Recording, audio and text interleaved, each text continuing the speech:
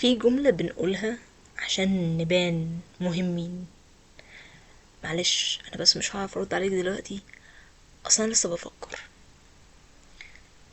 الجملة دي مش غلط، هي بس ساعات بتبقى كدب شوية. مش كدب متعمد، بس كدب مبني على عدم وعي. احنا مش مدركين ان احنا بنكذب، لان في فرق بين انا لسه بفكر وبين اصلا انا مش مستعد اواجه نفسي بالسؤال الحقيقي. واول ما بتعرف الفرق بين الحاجتين دول، مفهوم الوقت بالنسبة لك بيتغير تماما. انا ايه مصطفى، وتعالوا نفكر قبل ما نقرر. التفكير والتأجيل بيبانوا نفس الحاجة، الاتنين محتاجين وقت، الاتنين بيحسسوك ان انا والله انا شغال على الموضوع. بس في الحقيقة التفكير بيتحرك، بينقلك من سؤال لسؤال، بيوديك لحتة جديدة. حتى لو التقدم بطيء، بس في تقدم. التأجيل بقى على الناحية التانية هو بيدور، بترجع لنفس النقطة، تسأل نفس الأسئلة. مع كل جولة من التأجيل بترجع تاني من مكان ما بديت. التأجيل الذكي بقى هو اللي بيخليك تقول لا، أنا مش هربان، أنا بس باخد بالي. لا لا، أنا مش خايف ولا حاجة، لا لا لا، حاشا لله، أنا بس بتأكد، لازم أتأكد الأول. الكلام ده فيه جزء من الحقيقة، وعشان كده بيكون صعب إنك تكتشف هذا النوع من التأجيل. طيب، لو فكرت دلوقتي في قرار انت عمال تأجله، وسألت نفسك انت بقالك كام مرة بتأجل هذا القرار وبتوصل لنفس النتيجة، حتى لو بعدها بيومين أو أسبوع. لو إجابتك كانت أكثر من مرتين، يبقى هنا التأجيل بقى مشكلة. فهتيجي تسألني، طب أنا أعرف منين إن أنا التأجيل بتاعي مشكلة، إن هو مش عادي بأجل عادي؟ لأ، بقى عندي مشكلة، ولا أنا موجودة ليه؟ تعال عشان أقولك. في نمط بيتكرر كتير، وهو ان انت تبقى قاعد بتفكر في قرار معين، بعدين تلاقي نفسك بتقول كده انا محتاج بس يا لو معايا المعلومة الفلانية انا اعرف اخد القرار ده على طول.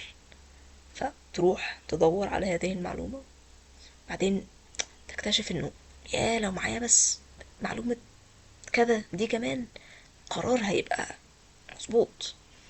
فتروح وترجع، وتروح وترجع، مفيش قرار بيتاخد في الاخر. لحد ما بتوصل لمرحلة انه السؤال مش بيبقى هو انا محتاج معلومات ايه تاني عشان اخد هذا القرار، بس السؤال بيبقى هو انا بدور على معلومات فعلا، ولا بدور على ضمان يخليني اتأكد انه القرار اللي انا هاخده هو قرار صح. اصلا انت لو بتدور على معلومات، المعلومات موجودة، لكن لو بتدور على ضمان، فما فيش ضمان يأكد لك ان القرار بتاعك هيكون صح 100%. المشكلة في التأجيل، وليه أنا بقولك إنه هو اللي بيبقى المشكلة، لأن التأجيل بيبني عادة إن أنت ما تاخدش القرار وإنك تستنى. والعادة دي لما بتكبر جواك هي بتحولك لشخص بيبقى سهل قوي بالنسبة له إن هو ما ياخدش القرار، ويفضل في الدوامة دي، ويبقى عادي بالنسبة له إنه ما ياخدش قرارات في حياته.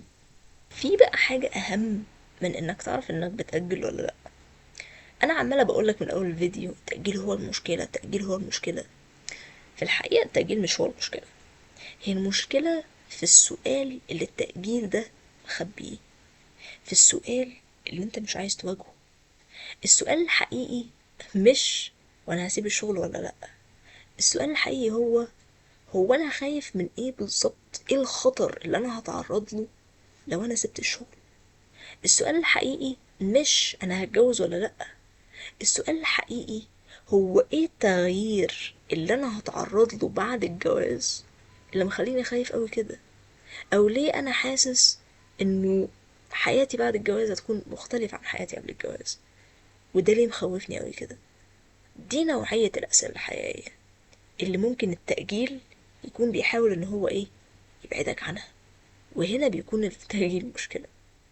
في ناس لما بتوصل للسؤال الحقيقي بيكتشفوا ان هما كانوا عارفينه طول الوقت اصلا، مش ان هما ما كانوش عارفينه، هما كانوا عارفينه بس خايفين منه. والتأجيل كان بيحميهم من هذا السؤال، بيشغلهم بأسئلة تانية وحاجات تانية علشان ما يفكروش فيه. اللي انا بقوله لك ده مش حاجة انت لازم تخلي بالك منها، لا خالص. دي حاجة انت مهم انك تفهمها، عشان لما انت هتعرف تلاقي السؤال الحقيقي، تعرف تسميه تقول اه هو ده السؤال الحقيقي، انت كده هتبقى نجحت ان انت ما تأجلش. انت اللي هيبقى معاك ساعتها هيبقى وضوح، وضوح انت خايف من ايه فعلا. فبالتالي اي قرار هتاخده هيكون واعي ومبني على هذا الوضوح. الفيديو ده مش دعوة انك تتسرع او انك تبطل تفكير. انا عايزك تفكر في سؤال واحد بس: هل انت بتفكر في الموضوع اكس ايا كان هو ايه، ولا انت عمال بتفكر حواليه؟ لو بتفكر في الموضوع هتوصل، لو بتفكر حواليه الوقت هيفضل يعدي بيك وانت هتفضل واقف مكانك. صدقني انت عارف الإجابة وهتوصل لها، فاسعى اللي تستاهله مش اللي سهل توصله. اشوفكم الأسبوع الجاي.